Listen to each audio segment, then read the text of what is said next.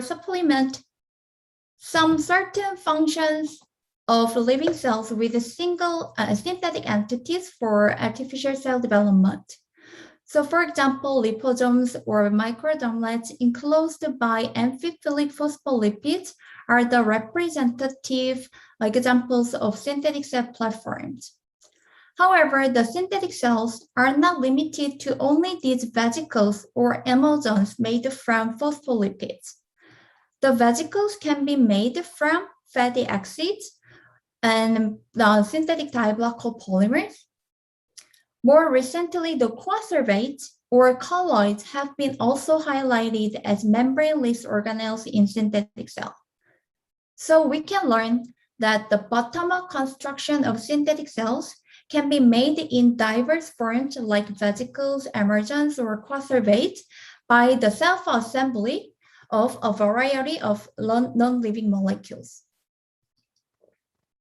And among diverse synthetic cell platforms, my lab has especially focused on the vesicle structure.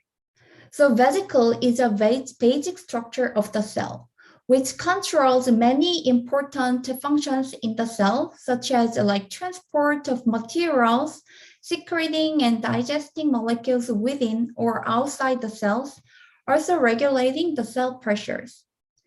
And now the researchers on synthetic cell development move to the next level to create more complicated functions and cell-like compartment in vesicle structure by incorporating more and more biological molecules, such as DNA, enzymes, and ribosomes.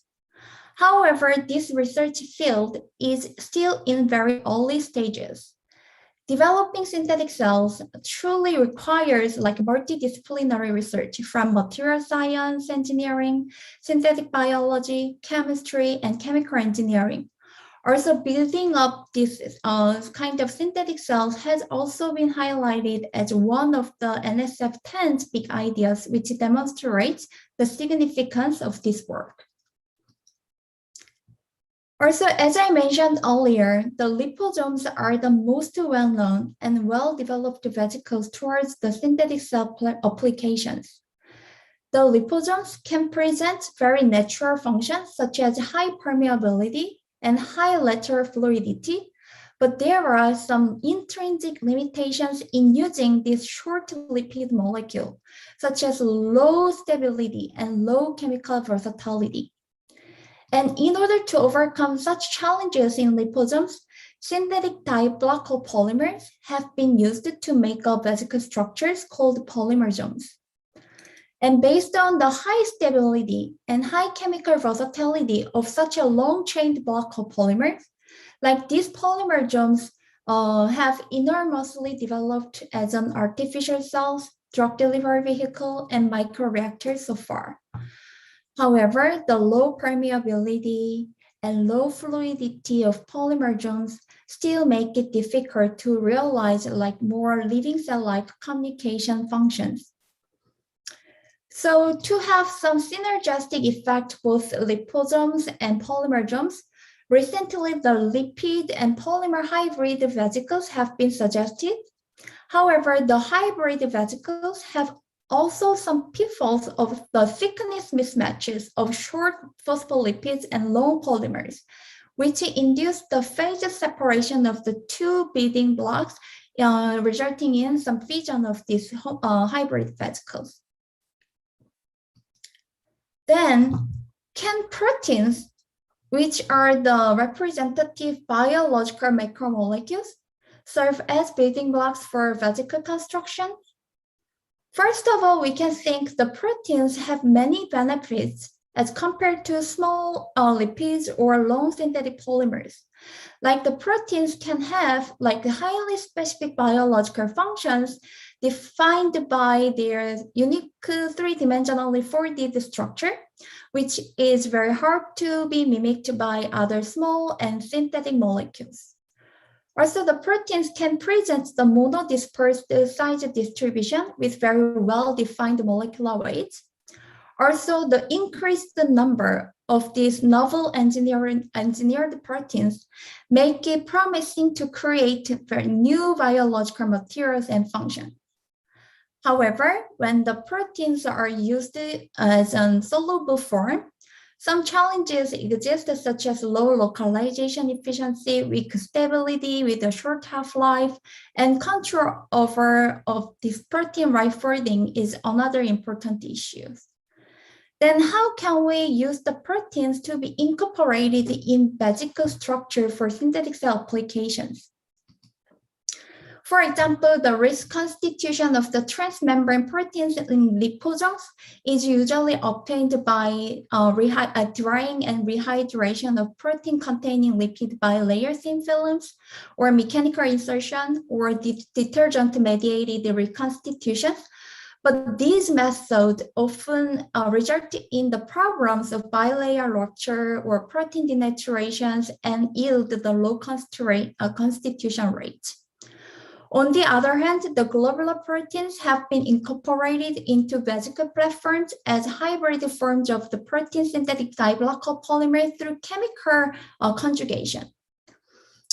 However, it was reported that such protein polymer conjugation can alter the protein activities. Overall, we can find the decrease in the protein activity after conjugations due to the possible shielding of the protein active sites by the polymer, or the high molecular weights of both polymers and proteins can prevent the right conformational arrangement and the folding of this fusion protein polymer conjugate. Also, use of the organic solvent can hamper the biological activity of the folded proteins incorporated. And these challenges to make a protein vesicles, particularly incorporating some functional globular proteins, can be overcome through the making the other types of the protein building blocks by using the recombinant protein engineering.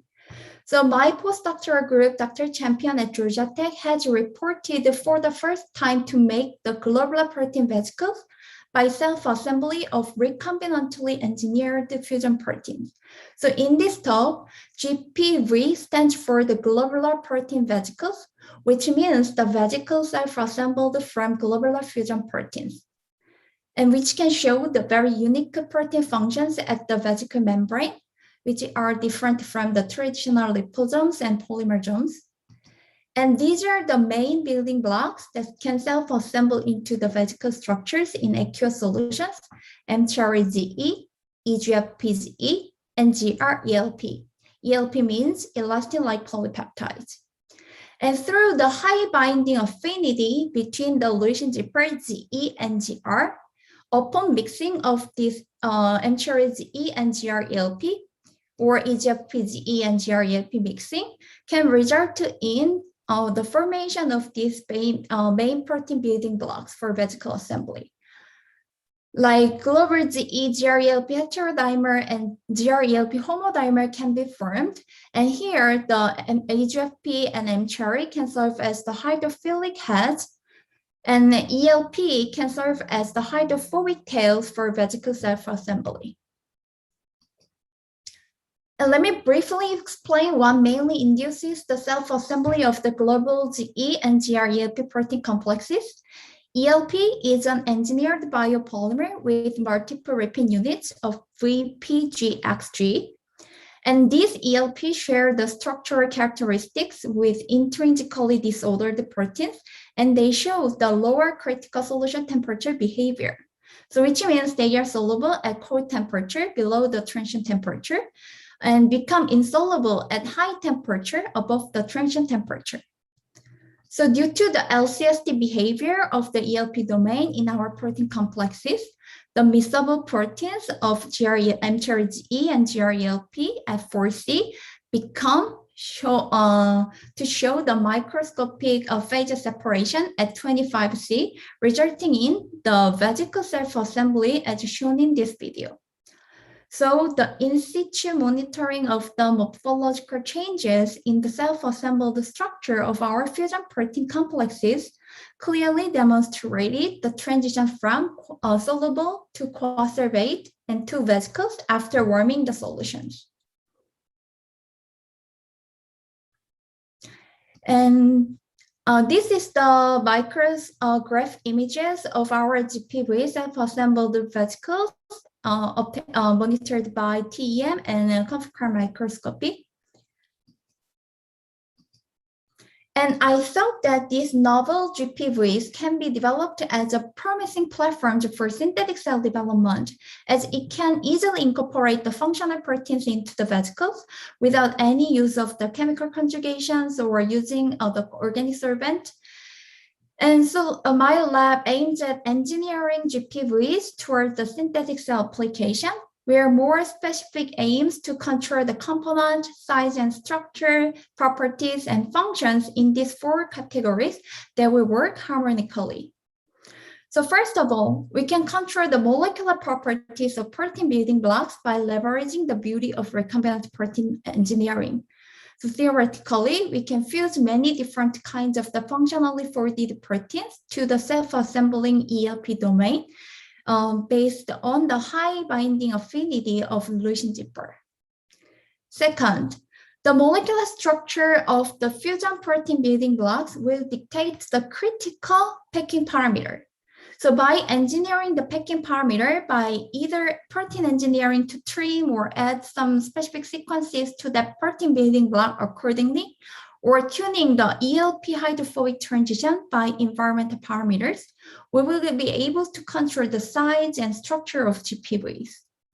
Third, we aim to control the vesicle properties, including structural integrity or permeability, by tuning the molecular properties of these protein building blocks or tuning the intermolecular interactions of protein building block inside this GPV membrane. And finally, all the fundamental information which will be obtained in the studies under each specific aims will be used to create more living cell-like functions in GPVs, particularly focusing on the protein-mediated reaction and communication. Okay. And let me introduce the first examples, how to control the GPV's size and structure first.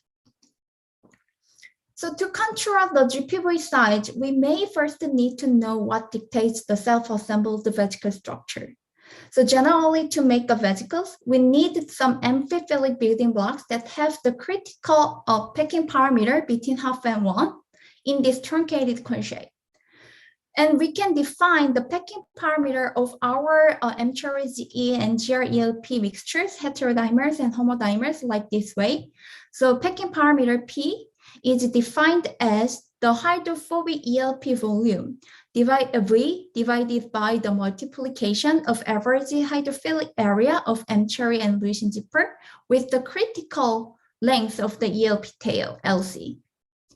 And when we consider the truncated cone shape to make a vesicle, in this formula, the volume here, it can be added to this packing parameter formula. And we can notice that the packing parameter, here the LC can be canceled. So packing parameter is a function of the lateral radius of ELP, which strongly depends on the temperature due to the LCST behavior. So I hypothesized that the tunable packing parameter based on the ELP conformational changes by temperature can result in the different GPV structure and sizes. So to test this hypothesis, I control the operation temperature or transition temperature in this system and characterized the self-assembled vesicle structure after transition. And first, I identified the transition temperature of MCHR-ZE and GR-ELP fusion protein mixtures is 12 degrees Celsius at the total protein concentration of 2 milligram per milliliter. And I found that like at 10 degrees Celsius, which is slightly below the transition temperature, the samples can have the mixture of the coacervates and vesicles. And at 15 C, like slightly above this transient temperature, can show some larger vesicles and smaller particles, while at 25 C, the much larger vesicles over 3 micrometer in diameter are formed at 25 C. And these results can give us some hint for the correlation of packing parameters changes and the vesicle size at these different solution temperatures. So as the temperature goes up, ELPs have much collapsed hydrophobic conformation as shown in this scheme, which result in the increase of packing parameter, thereby forming the larger vesicles with the smaller curvature at higher temperature. And to further confirm this trend, I control the protein concentration and monitor the self-assembled vesicle structure at constant operation temperature of 25 C.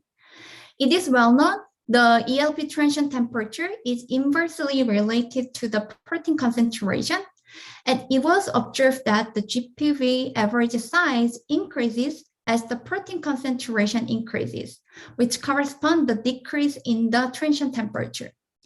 So in general, if we define the thermal driving force to induce the vesicle self-assembly simply as delta T, like operation temperature minus like transient temperature of the self-assembly system, we can notice that like positive delta T is required for vesicle formation. And as delta T is increases, either increasing the operation temperature or decreasing the transient temperature, the GPV size is increased on average. Also, we confirmed by sense techniques that GPV membrane thickness increases at higher temperature. However, it was some opposite result to my initial hypothesis that anticipated like membrane thinning at higher temperature due to the ELP collapse. But these results suggested some different phenomena, like we can obtain some different membrane structure in GPV or according to the delta T. So to confirm that another hypothesis, and I planned to visualize the membrane structure by confocal microscopy. So I designed the experiments to monitor the location of these hydrophobic green dyes in GPV at different delta T. But this method limits some variation of solution temperature from 10 to 25 C.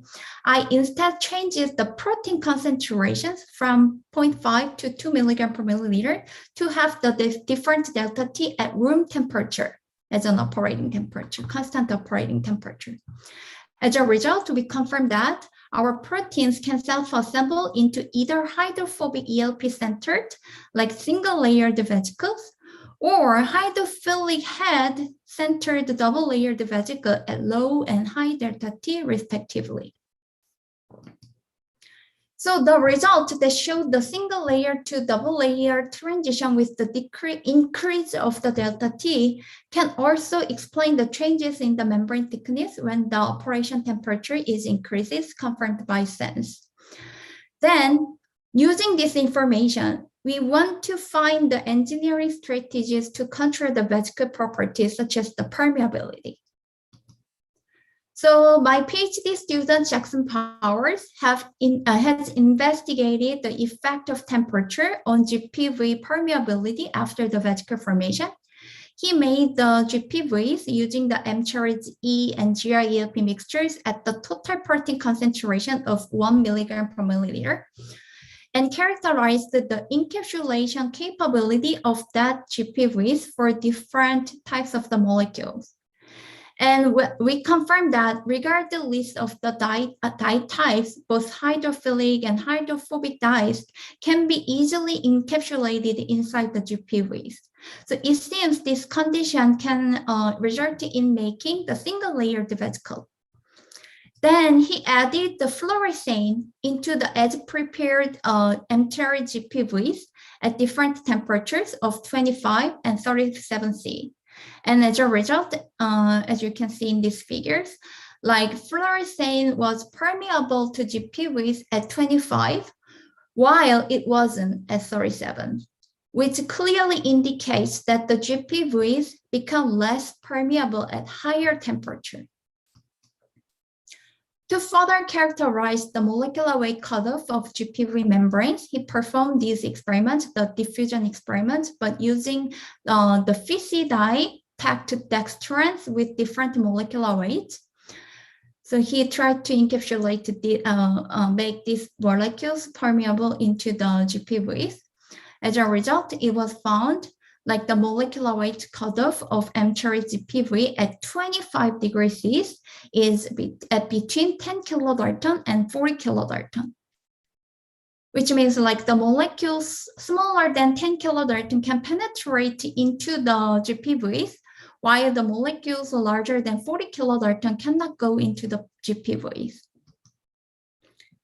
Further, Jackson repeated the experiment at different temperatures and found like less permeable membranes are obtained at higher temperature as the molecular weight cutoff decreases as the temperature increases. And we wondered the effect of the membrane structure, the GPV membrane structure on their permeability. So we identified the molecular weight cutoff of using the double-layered vesicle, which are formed at higher protein concentration of 2 milligrams per milliliter by the same characterization method. And interestingly, we found very impermeable membranes were formed at double-layered vesicle conditions as compared to the single-layered vesicles at the same temperature. So for example, the single-layered vesicle SLVs shows the molecular weight cutoff of 10 kilodalton at 30 C, while the double-layered vesicles show the molecular weight cutoff of the 4 kilodalton at the same temperature. So this result means the double-layered vesicles are less sensitive to the thermal gating than the single-layered vesicle. Then why understanding of GPV's thermal gating is important for synthetic cell applications. We want to use these GPVs to mimic cell-cell communication, especially mediated by the proteins and small signaling molecule. So for example, encapsulating like 2 different enzymes in GPVs and controlling the substance permeability throughout the membrane by the temperature, tuning the temperature, will enable like a switch on and off of these enzymatic cascade reactions. Also, we can regulate some metabolic cascade reactions too at target temperature using different types of the GPV, which have different molecular weight cutoff. So some molecules are selectively permeable to A vesicles, while that molecule is not permeable to the B specific vesicle, theoretically. And ultimately, this series of works will enable us to functionalize the GPVs combined with the cell-free protein synthesis towards some development of autonomous synthetic cells, which is capable of like cell production, regulation, and growth. So as a proof of concept of studies, we tried to encapsulate the cell-free protein synthesis agents and induce the in vivo transcription and translation inside the GPVs to produce EGFP or EGFPE as a model protein.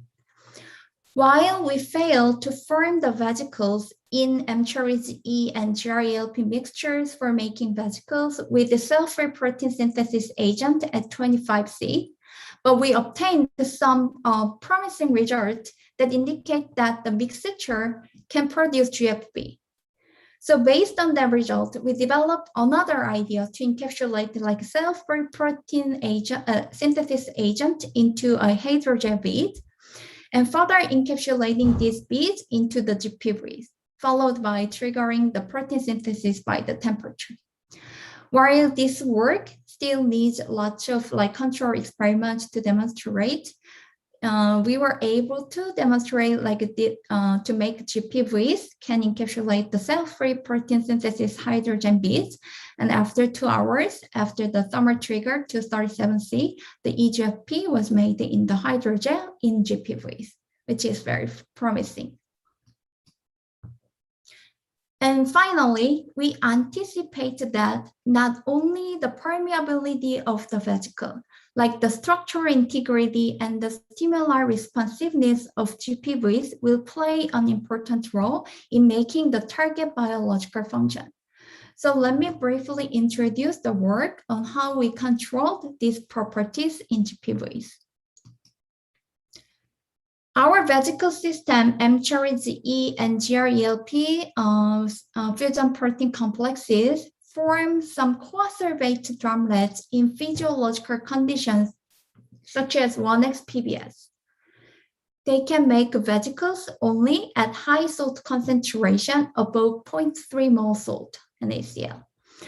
And even after making the vesicles at this salt concentration, when these vesicles are exposed to the hypotonic conditions, they return to disassemble into coacervate drumlet, as you can see in this figure. So the method that we selected to control the structural integrity was incorporation of photocross-linkable unnatural amino acids into our protein building block. In ELP domains, we replaced the natural phenylalanine here to the unnatural para-azide phenylalanine, which has the photocross-linkable azide groups. So lane 1 and 2 in this gel represents the GRELP, regular GRELP, and GRELPX having this PHF without UV irradiation. These fluorescent STS-PAGE gels include the DBCO-Cy5 dyes that can specifically bind to the azide group of this PHF by the click chemistry, which indicates successful incorporation of the PHF into these GRELP proteins. And multiple bands of GRELPX in lane 4 after the UV irradiation also indicated that the formation of the cross-linked molecules mediated by the photocross-linking between this PHF, while the regular GRELP doesn't show that cross-linking after UV irradiation. While we can theoretically control the incorporation amount of the PHF by changing the adding concentration of PHF during the protein synthesis, it is very hard to control the exact replacing ratios of PHF to F in these growing cells. We found that about 40% of the phenylalanine can be replaced to PHF in our GRELPX upon the addition of 300 milligram per milliliter of PHF. So using these protein batches, we controlled the relative cross-linking density of GPVs by simply blending and control the blending ratio of GRELP and GRELPX in the protein mixture solution. And we were able to obtain vesicle formation by self-assembly process in all blending ratio that we selected. Then we cross-linked this as prepared GPVs by UV irradiation and monitored their morphological changes before and after hypotonic triggers. As a result, as you can see here, more stable GPVs were made as more GRELPX was blended in the protein solutions. And we further investigated whether different blending ratio of the non-cross-linked GRELP and cross-linkable GRELPX protein building blocks on mechanical properties, such as stiffness and elastic modulus of GPV by AFM indentation method. Obviously, the cross-linked GPVs, here represented by in blue color, present much higher stiffness, hardness, and Young's modulus than the non-cross-linked vesicles. Also, we confirmed that as the blending ratio of the GRELPX increases, both hardness and Young's modulus it increased. So we can simply control the mechanical stiffness of these GPVs by blending different types of the protein building blocks with cross-linkable and non-cross-linkable domains. So in summary, I have introduced the three main examples how to apply the fundamental information behind the self-assembly of fusion proteins into vesicles to control their size and structure, permeability, and structural integrity and mechanical stiffness of GPV. Lastly, I want to briefly introduce the most recent project that we developed to create new functional fusion proteins as an important building component for obtaining the minimal cells capable of sensing. So previously, I investigated the self-assembly conditions to make the homogeneous vesicles that show the random distribution of mCherry and EGFP throughout the vesicle membrane, or the heterogeneous vesicles that show some segregation behavior of two different types of the globular proteins, or the separate independent protein vesicles. Also, we can create like separate or heterogeneous or homogeneous quatervates from EGFPGE or an mCherry-ZE protein mixture blended with the GRELP. So based on this information, we currently try to fuse some sensor proteins to the globular head like mCherry or EGFP. And by developing the method to control over the GPV stability and membrane fluidity in these diverse forms, we want to control the transmembrane signaling cascade through the controllable intervesicles or intravesical communication. So this is a collaboration project with Dr. Dinard at our department. We recently fused the FKBP and FRB to our globular GE proteins to enable our protein vesicles can sense the rapamycin, which is a model immunosuppressive drug. So we are going to investigate this new fusion proteins vesicle self-assembly process for further application development. So like this sensing, like sensing of the significant, like a specific molecule through this domain can induce the strong binding between these protein building blocks at the membrane that can enable us to make a like combination reconstitution of the splitted enzyme for further reaction. So I'm so excited to begin this project. So please stay tuned with our updates if you have made interest. So to summarize today's talk, we try to pioneer the ways to make the GPV serve as the synthetic cell in many different engineering aspects, while also providing some fundamental information behind the self-assembly of like these block polymer-like fusion proteins. So before ending, I really thank to my group members, especially the vesicle team, Juyong and Jackson, also my former master and undergraduate students engaged in this project. Also my first student, PhD student, Ruan, helped a lot to train many group members in my lab for protein expression, purification, and making vesicles. Also, I would like to thank to my postdoc advisor, Julie Champion, for providing many important materials and sales talks, also to my collaborators and funding sources from our department and NSF. Thank you for your attention. I would be happy to answer any questions and suggestions shortly, but I have to leave soon for another meeting in 5 minutes. So. Yeah, Dr. Jang, if you do need to go, that's okay. We do have one question so far, but okay. Do you have time for one question? Oh, sure. Okay, so this person is asking, so in your polymerasomes, if high temperature favors small molecule permeability, can you include certain protein channels that might be able to still allow high molecular weight molecules to pass through even at high temperatures? So the question will be if we incorporating the transport proteins into our GPVs, would it allow us to penetrate large molecules at high temperature? I think partly. Yeah, I think so. So if I remember correctly, looking back at your trend as you increase temperature, once you got up to about like body temp 37 degrees Celsius, the cutoff was about 0.4 kilodaltons. Yes.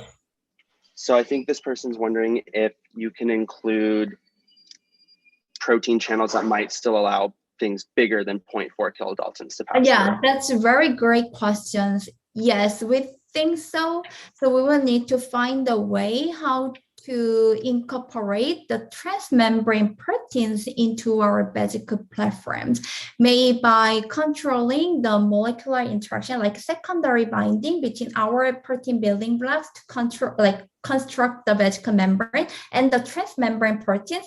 Then we will be able to like incorporate the transmembrane proteins to have like higher and selective permeability of certain molecules, of course. So I hope that the collaboration with the protein engineers that can actually mimic the functions at the surface of the transmembrane proteins will enable us to create that functions later.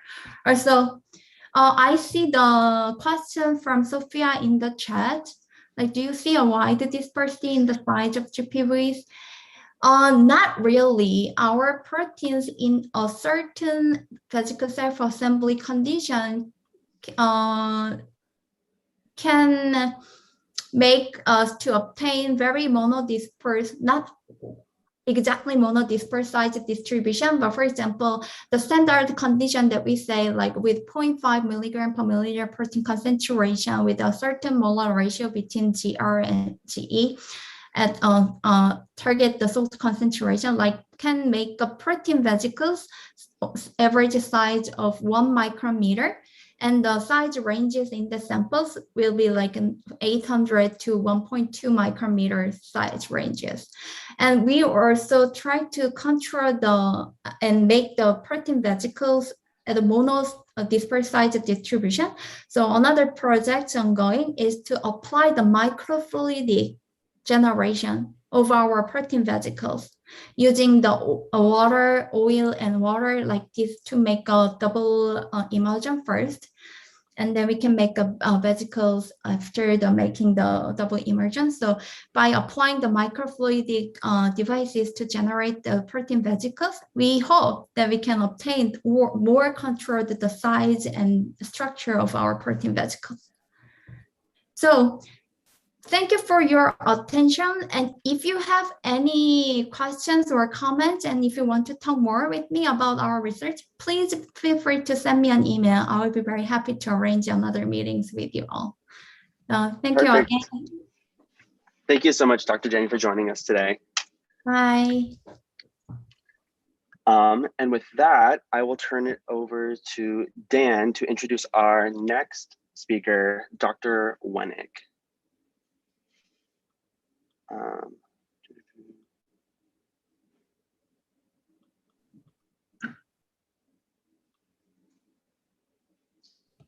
So I'm still trying to get Dr. Wennick into the call. Okay. I hope he's coming. I let him know. He was here and I made him a co-host and then I went to check and he's not here. Oh, no, he's here. There he is. Great. Okay, great. Okay. Anyway. Thank you, Jane. All right, so it's my pleasure to introduce our final speaker for this summer's PolyPMSE seminar series, my PI, Dr. Gary Wennick. Professor Wennick is the Joseph F. Jr. Professor of Engineering and Department Chair of the Macromolecular Science and Engineering Department at Case Western Reserve University. He received his PhD in Polymer Science and Engineering from the University of Massachusetts Amherst under the advisement of Dr. James Chen before going on to professorships in MIT's Department of Material Science and Engineering, the Department of Chemistry at Rensselaer Polytechnic Institute, and Virginia Commonwealth University's Department of Chemical Engineering, where he was the founding chair of the department. Since moving to CWRU, Professor Wennick has served as faculty director of the Master of Engineering and Management program, the Associate Dean of Academics for the Case School of Engineering, and faculty director of ThinkBox, a campus-wide institute and makerspace focused on innovation and entrepreneurial thinking. Dr. Wennick's research interests broadly include nanofibers and gels, biomimicking macromolecular systems, advanced packaging systems, and flammability mitigation, which will be the focus of today's seminar. And with that, I'll turn it over to Professor Wennick to conclude our seminar series. Oh, you're on mute, Dr. Wennick.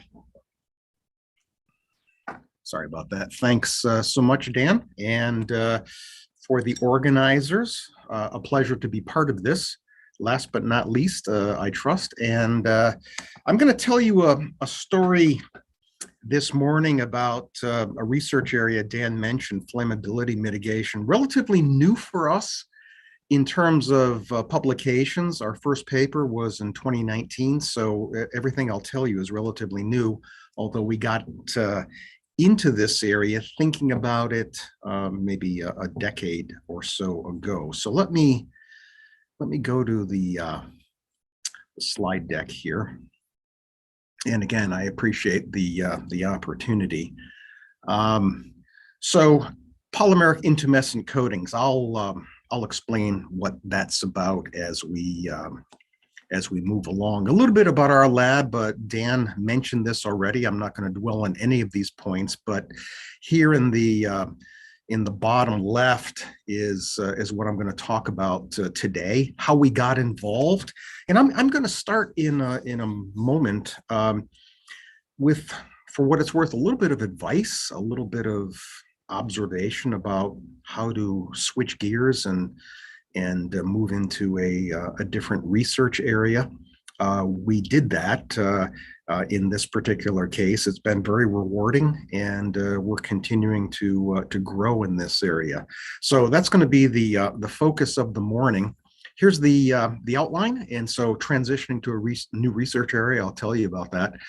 A couple of slides. I don't think it needs a lot of embellishment and explanation. That is fire and consequences, and how we got started with some thinking about Lake Erie algae, kind of a coincidental and unexpected interaction, and then 3 areas that we published on recently, and then I'll wrap with acknowledgements.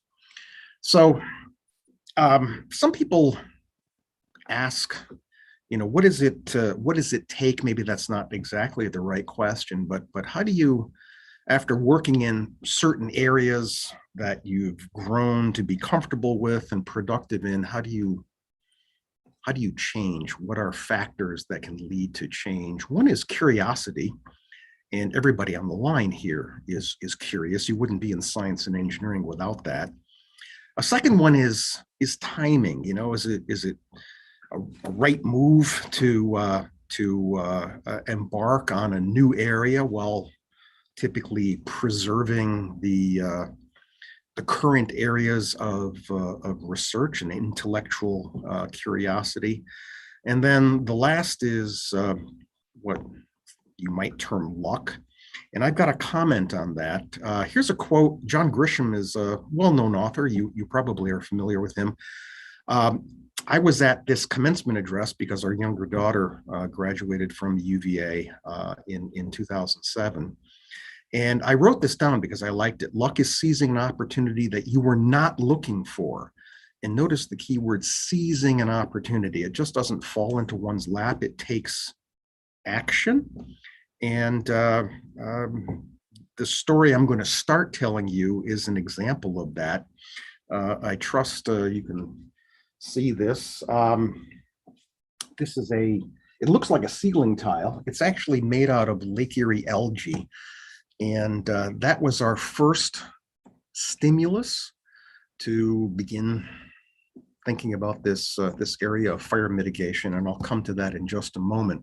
So a couple of slides, fire and consequences, devastating results. Typically, I've got a couple of old photos in the middle, 1908, 1942, Grenfell Tower in London. Over 70 people were killed. The cladding around the building, a polyisocyanurate foam and high-density polyethylene, took off, and with a chimney effect, made escape very, very difficult.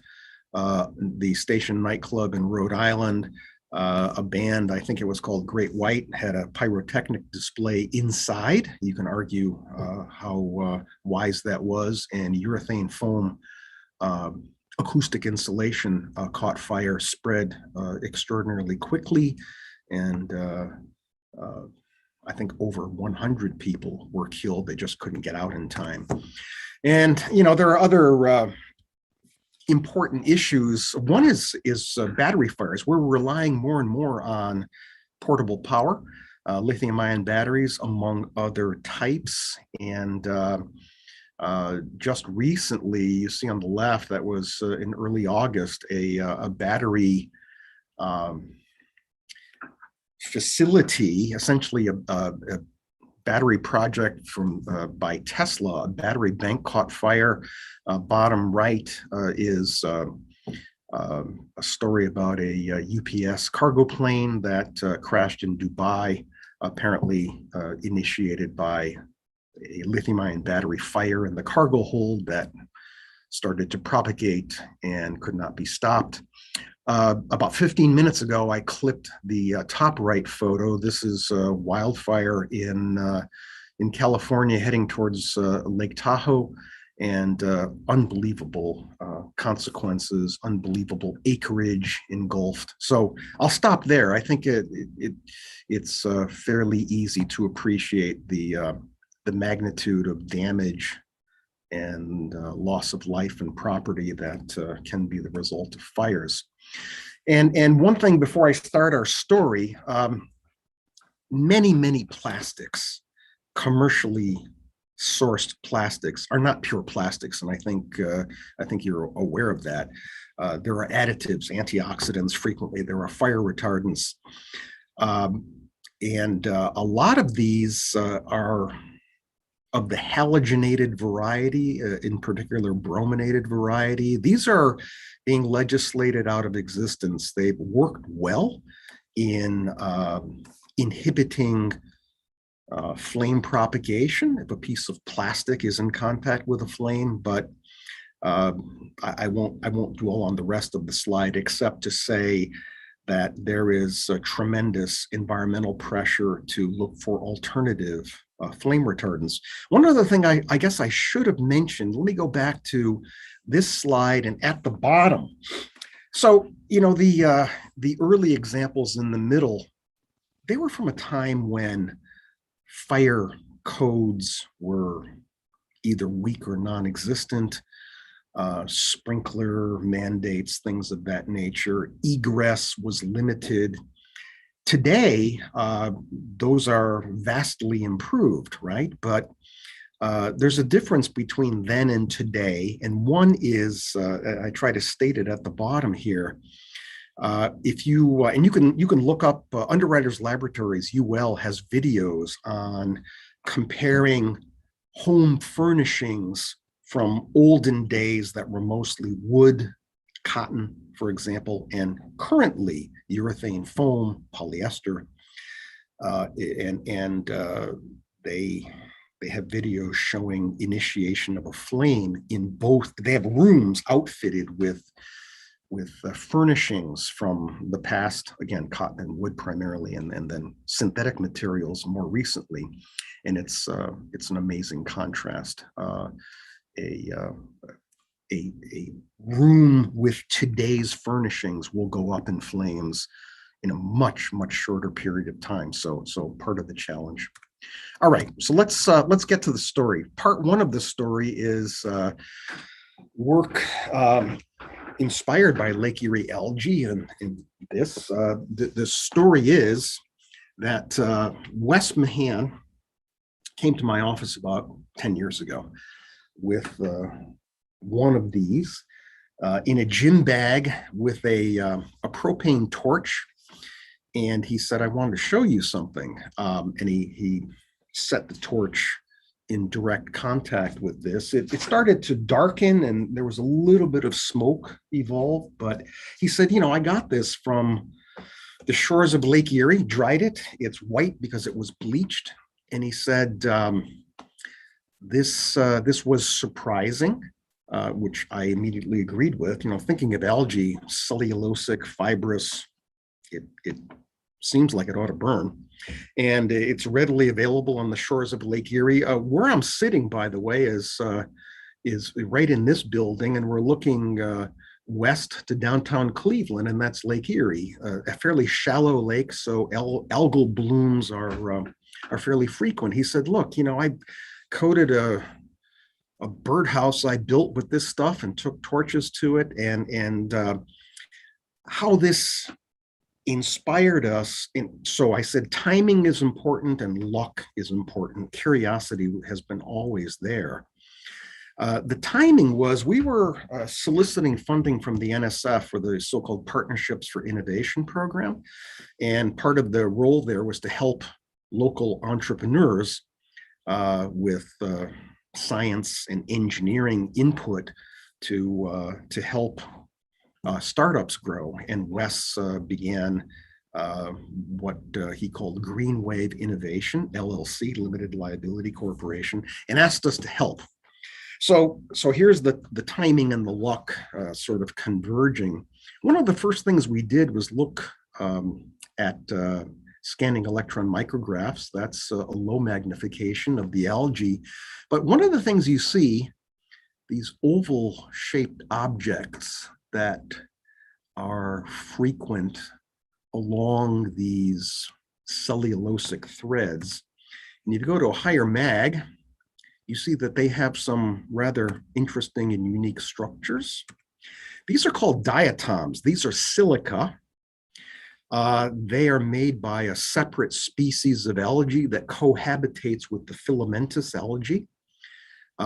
This must happen by some kind of templating process that occurs in the lake. You know, what's the source of the silica? Well, there's soluble sodium silicate. I don't know the concentration, but it is apparently enough to, over time, lead to the deposits of these structures. We know it's silica from energy dispersive X-ray analysis. Another close-up and another one. These are beautiful structures. They're essentially like Petri dishes with a top and bottom. And this is, again, a second species of algae. We were interested, so this immediately, by the way, suggested a potential mechanism for why the stuff doesn't burn. This is essentially sand, silica, ceramics being already fully oxidized. There's no chemical reaction. You can write SiO2 plus O2 and there's nowhere to go.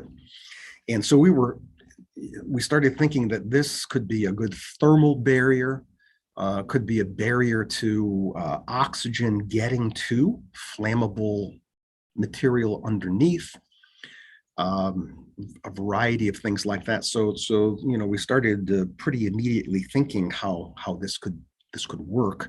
We were interested in what weight fraction the silica was in these materials, and went over to our electronics design lab where they use hydrofluoric acid to etch the surface of silicon wafers to remove the SiO2. One thing about HF, very dangerous stuff. I was not allowed to do this myself. You don't want it on your skin. It starts turning your bones from calcium phosphate into calcium fluoride.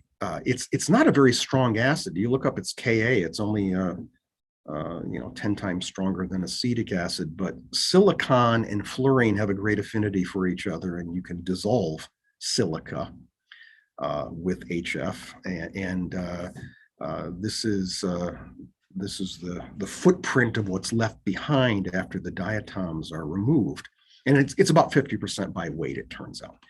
So, you know, what's the possible mechanism? So this is what we propose. We never really published on this, but we helped Wes Mahan write a couple of patents and get them off the ground, and that was part of the NSF funding. So we think this is a synergistic kind of contribution. We're driving this coating of silica on the cellulose drives the dehydration of cellulose to a carbonaceous material. So anyway, I can go on a little bit further with this, but that was sort of part one. Again, piqued our curiosity. The timing was interesting. The timing was propitious. And a little bit of luck, somebody showing up in our office on a referral from a local economic development group.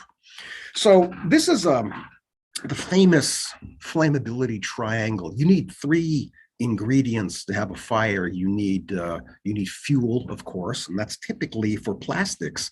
That's typically volatile degradation products. The flame is from gaseous substances.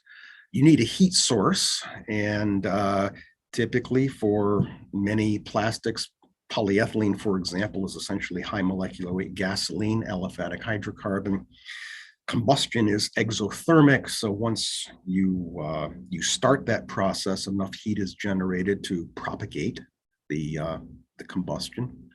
And you also need an oxidant, and that's typically oxygen from the air. And we sort of casually suggested that all three are mitigated by this interesting silica deposit, the so-called diatom deposit on the filamentous cellulosic algae. So this now got us thinking about whether, about our first foray into our own research in this area. And we started thinking about whether there could be some opportunities to learn from the Lake Erie algae example and turn it into a positive opportunity. And we started looking at urethane foam, actually just open cell seat cushion foam. I'm pretty sure I'm sitting on a chair that has a slab of that, and you may be as well. And there are some very easy ways to deposit silica from soluble precursors, and that's what's called sol gel chemistry, sol gel deposition. You take a hydrolyzable silicon compound, TEOS, tetraethyl orthosilicate. This has been a popular precursor for decades, and you do this under conditions. This happens to be the so-called Stober process, where you do this in the presence of a little bit of base ammonia, simply. And what happens is you hydrolyze the TEOS to essentially silicic acid. Those condense, and you deposit silica. And we decided to go that route. I'll skip that slide. I want to show a quick video, if I may. So we did this with open cell urethane foam. It's kind of stuff you can buy at Joann Fabric and other places. So let me actually stop share and try this. This is about a 45-second video that I think, so I trust you can all see that. So on the, this is done in a hood. On the left, there's a flame. We're about to set off a piece of raw foam. I just cut a cube of that off and mounted it on a ring stand. On the right is a similar foam, but treated under conditions that I won't get into in detail. It's in our paper that I'm going to show coming up. But very simple, tetraethyl orthosilicate in isopropanol water with some ammonia. It's really quite straightforward. So let's look at this. And so again, what you're going to see, this is raw foam, and it burns in a flash, and also in a very dangerous way shoots out flaming debris that can start a fire underneath if there's something flammable. This is the coated sample. It's going to burn a little bit at the beginning, but notice there's going to be a kind of propagating carbonaceous front. The material retains its shape, and the flame eventually goes out. And we thought this was very instructive. And let me go back to screen sharing again, back to the slides. So here we go. I want to move ahead now. So let's go to, we're past this, and okay, so I'll start it from here. So that's where the video was supposed to be. You know what, we've done a variety of characterizations, both thermal behavior and things like compressive modulus. One thing we didn't want to do was compromise the compressive properties of the foam, and we were able to find silica deposition conditions which were low enough in molarity of the TEOS to eventually preserve the physical properties of the foam. That's where the video was to be. Now, this is a micro CT look at the raw foam. Tom Dufresne is my brother-in-law. He's a PhD at Procter & Gamble, and he's a world expert in micro CT. I'm not sure if you've ever seen the inside of a seat cushion, but this is what it looks like. Open cell urethane. And when you sit on this, or if a mattress is made out of this, of course, these struts compress. They're made of flexible urethane.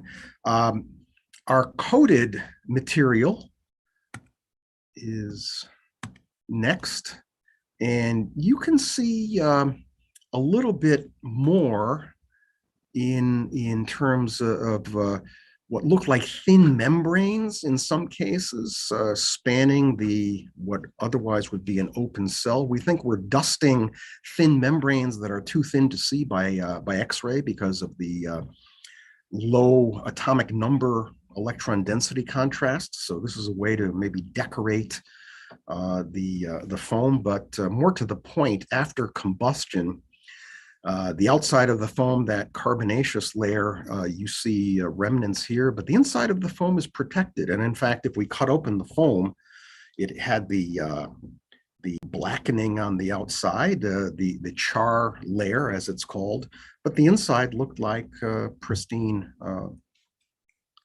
foam. So that was our first foray again into this area. This was our first paper in 2019, led by Daniel Branham. So part two. So we started, feeling that we would like to continue this kind of work, that we were developing some aptitude for thinking about important problems dealing with fire mitigation of polymers. We also had the good fortune of receiving from Underwriters Laboratories, UL, support to purchase a variety of fire testing equipment that's over in our mechanical and aerospace engineering department. And it helped us move from being a group that would do mostly qualitative assessments to doing quantitative things like cone calorimetry, microscale combustion calorimetry. I'm not going to talk about those in detail, but talk about timing again. The ability to play in the big league, so to speak, and have data using well-established techniques that were giving quantitative information was very valuable. So here's our second project, and this was a challenge from industry about intumescent coatings. Intumescent coatings briefly are those, and parking garage that you might be familiar with. I'm pretty sure this is the case here at Case Western where I park. The beams are coated with a paint. And it's called an intumescent paint, because what happens if there were a fire situation, what you don't want to happen is for the beams to begin to soften, and as the heat of the fire progresses, leading to structural failure. So these coatings typically generate, because of a blowing agent and other ingredients, a carbonaceous layer that acts as an insulator, a thermal insulator, to delay the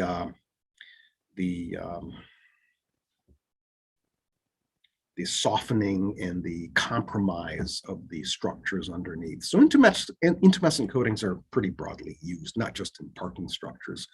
And I'm reminded of an old kind of fun trick, especially on the 4th of July. Back when I was a kid, I used to be able to buy little pellets. They were maybe a centimeter wide and a few millimeters thick, and you'd light with a match, and they generate this huge amount of intumescent char. They were called sugar snakes, sugar and sodium bicarbonate, and that's generates CO2, and sugar dehydrates to carbonaceous structures. Anyway, so our second challenge was being approached by a company that was facing an issue with their current intumescent formulations. For many years, boric acid has been a common ingredient in intumescent coatings. And there are 3 characteristics that make boric acid useful. One thing you want, if you can do it, is have reactions that are endothermic. Anything that takes heat away from a flame is a good thing. And boric acid will dehydrate. So BOH forms BOB plus H2O, and you start forming a boric oxide-like network. So one criterion, one goal is endothermic chemistry. Okay. It's good to have protons around to catalyze the degradation of the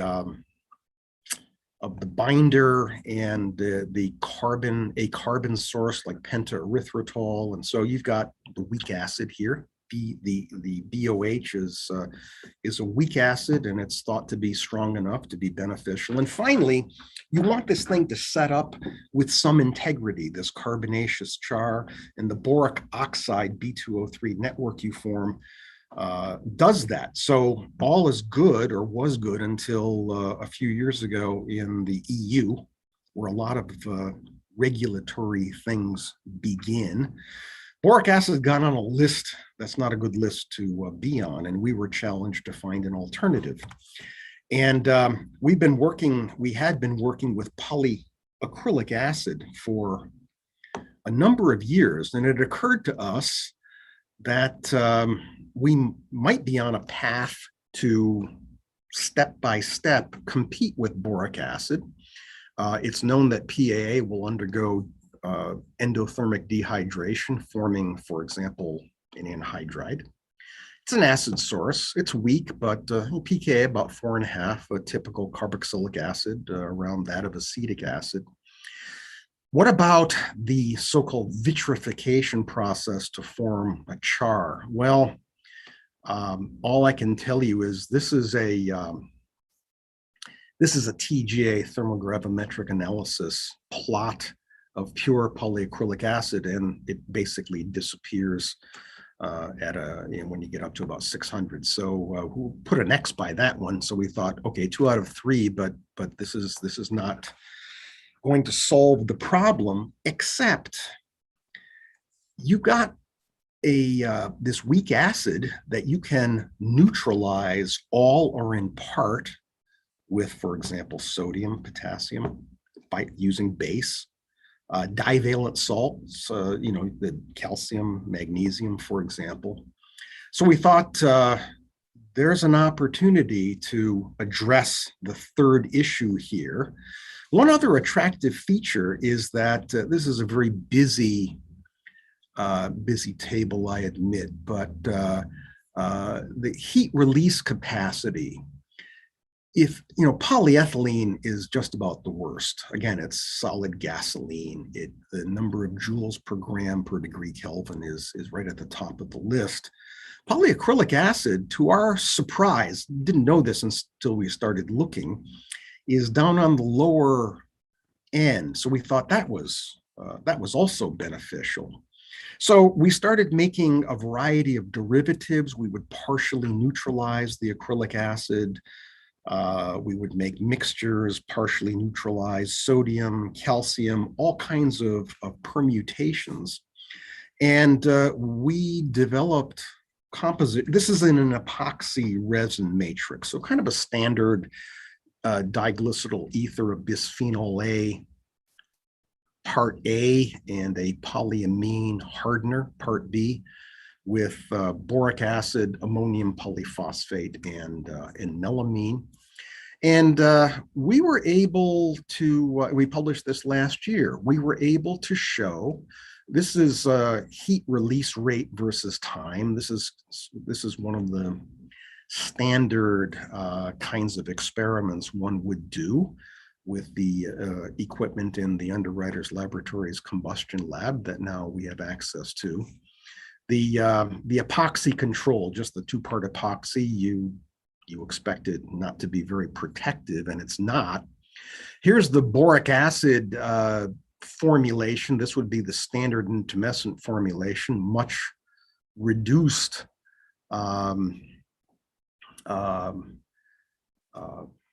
heat release, and some of our formulations, one in particular is here.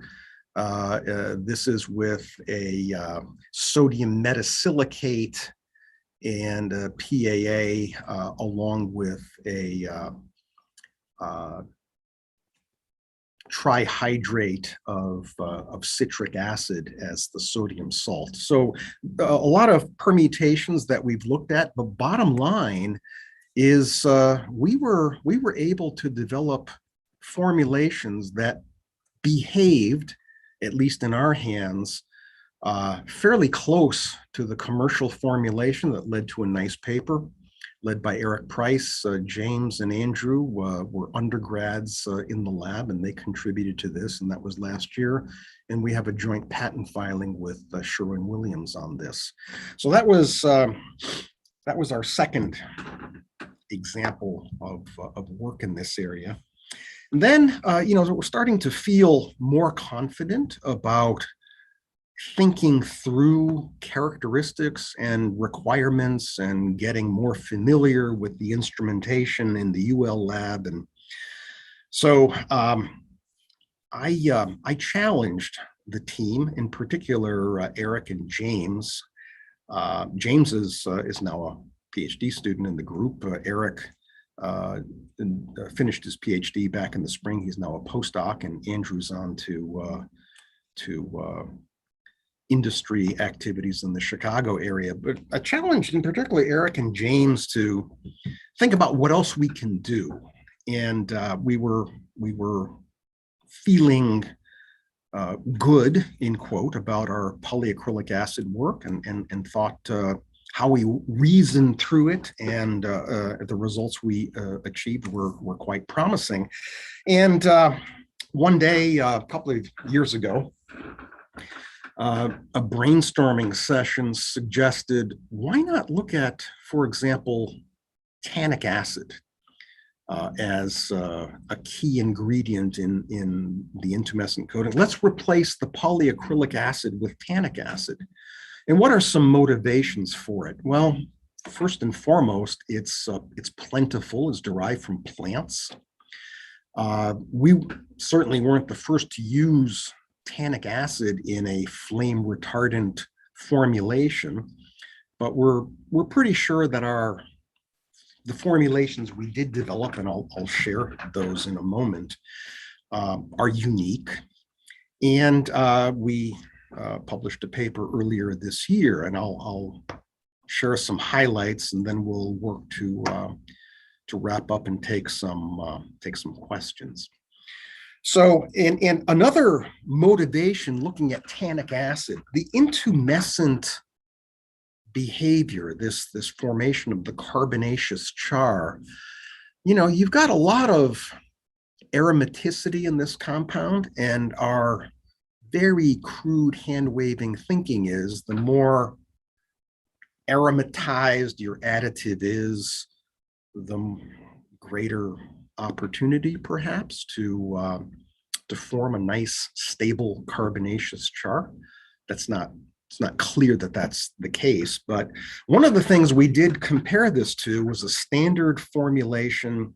You look in the literature, intumescent coatings frequently are based on ammonium polyphosphate, melamine, which is thought to be important as a nitrogen source, as a blowing agent, and then pentaerythritol. So here is pentaerythritol, and again, ammonium polyphosphate, melamine. It intumesces nicely as expected. What we found, swapping out tannic acid for pentaerythritol, is that we get a char that's incredibly light in weight and huge amounts form. You can fill a shoebox with light, foamy, intumescent char from these formulations. That really, really surprised us. And we decided to investigate this further. And I'll show you a couple of things here. One of the interests, we started thinking about packaging, and I'm guessing that many of you every week receive Amazon boxes. So what we did was rip off a side, painted it with our intumescent formulation, and then looked at, this is a propane torch, and on the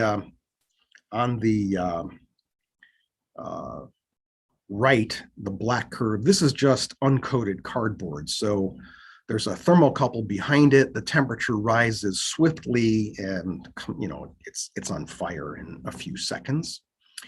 This is the pentaerythritol formulation. It's not a commercial one. We mixed it up ourselves, but it's based on commercial ingredients. There's some protection, but not a great deal. And what really surprised us was our formulation with tannic acid.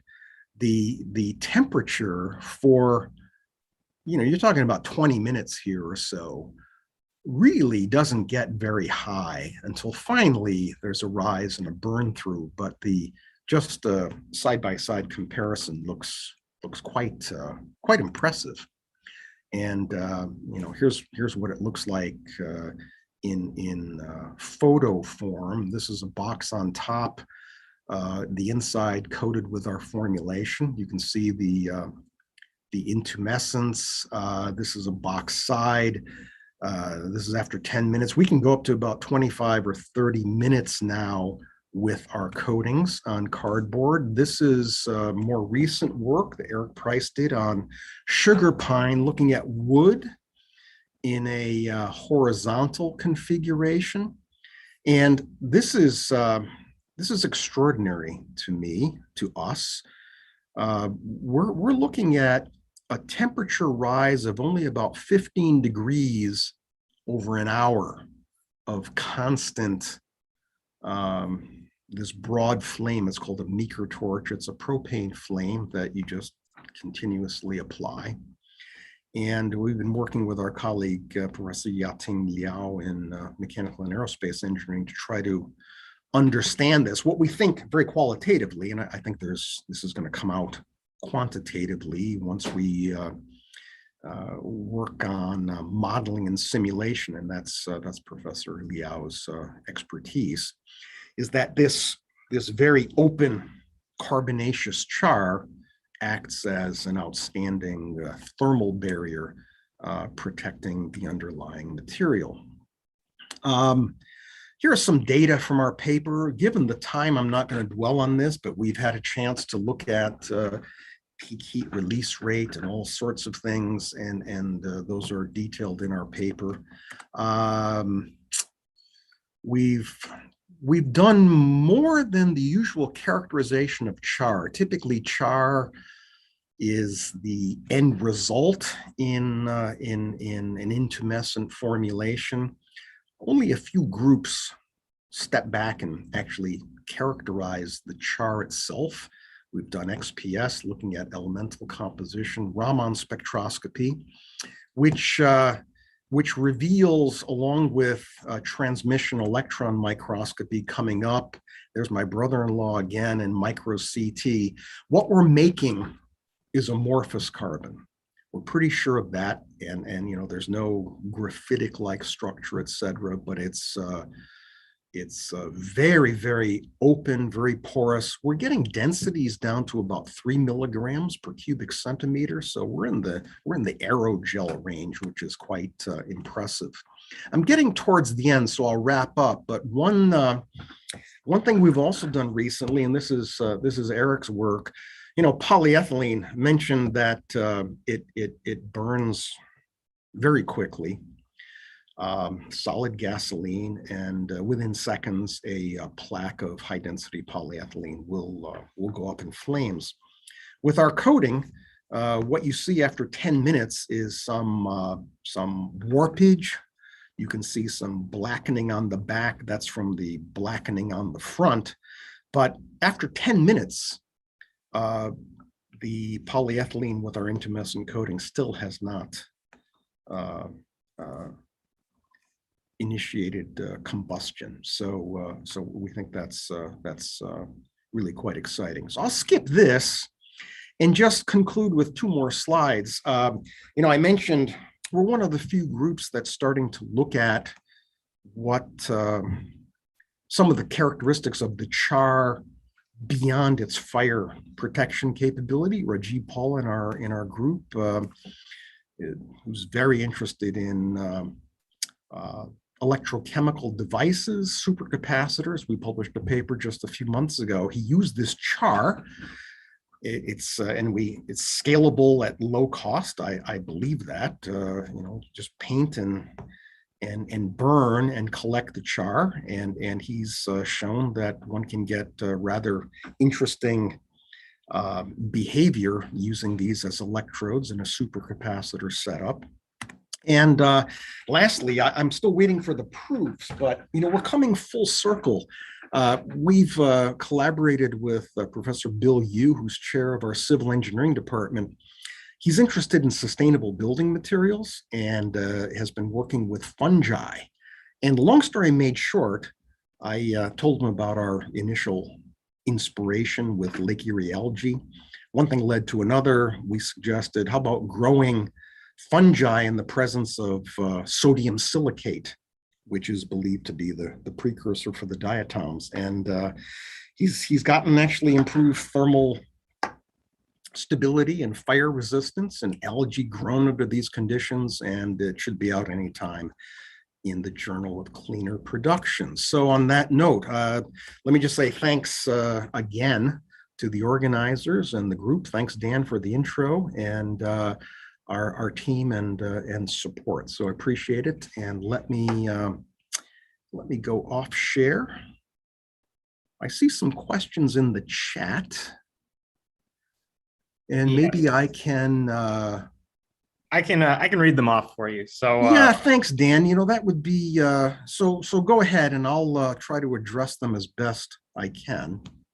If anyone has any additional questions, you can add them into the chat as well. But the first question here is thinking about the current bioreactors that are prevalent in the pharmaceutical industry, is it possible to have vats growing the algae on a large scale? Then isolation of the diatoms could allow for incorporation into gels, uniform sprays, or other products. Yeah, it's an interesting loaded question. Just thinking locally in Lake Erie, about twice a year, there's an algal bloom. We're a fairly shallow lake, so sunlight can penetrate, down to the bottom of the lake near the shoreline. And, one of the things that Wes Mahan and I talked about years ago is just harvesting kind of the natural nuisance algae, which is, I think that's a fair description. Nobody wants the stuff. It's not welcome on the beach. But to address the question more directly, there are certainly ways to culture algae. And, would it be economic? I don't know how to answer the question in terms of economics. There are marine algae that grow. What we're talking about is freshwater algae here, but there are marine algae and there's a huge surface area for that, for algae farms. Could that be a possibility? I don't know. It boils down in the end to economics and things like tannic acid, ammonium polyphosphate. Those are cheap. Those are eco-friendly. So is there more opportunity going down that path and using the algae as an inspiration as opposed to a product? I'm kind of at a loss because I don't have the kind of life cycle assessment numbers, what the economics would be starting from algal culturing in a deliberate sense. So I can't really address that. It's an interesting question, and maybe there is, in fact, an opportunity there. So we have one more question. Are you able to make polymer compositions that undergo decarboxylation? Then you would have relatively high localized concentrations of CO2 that could help self-extinguish flames on top of serving as a charring agent. It's a good question. The polyacrylic acid is primed for that. It's a competition between dehydration forming an anhydride versus decarboxylation. We're pretty sure that decarboxylation is there are hints of it from thermogravimetric analysis. And on the line is Eric Price, who can answer that better than I can probably, since he did all of that work with PAA, not to put him on the spot necessarily, but those, generating CO2. So anything you can do to dilute the fuel composition of the flame and take heat away through an endothermic reaction, those in combination are very beneficial. All right, thank you, Dr. Wennick. And I guess we have no more questions, so I'll turn it back over to James and Sophia to wrap up the seminar. Okay, so I will say goodbye. Thanks for the collective time, and if any questions do arise, drop me a note. So thanks again. Thank you, Dr. Wennick. So yeah, I just want to thank everyone for making this summer seminar series so successful. Thank you to our last two speakers today. Hopefully we can do something like this again next summer, and we hope everyone has a great start back to a somewhat normal semester. So see you all later.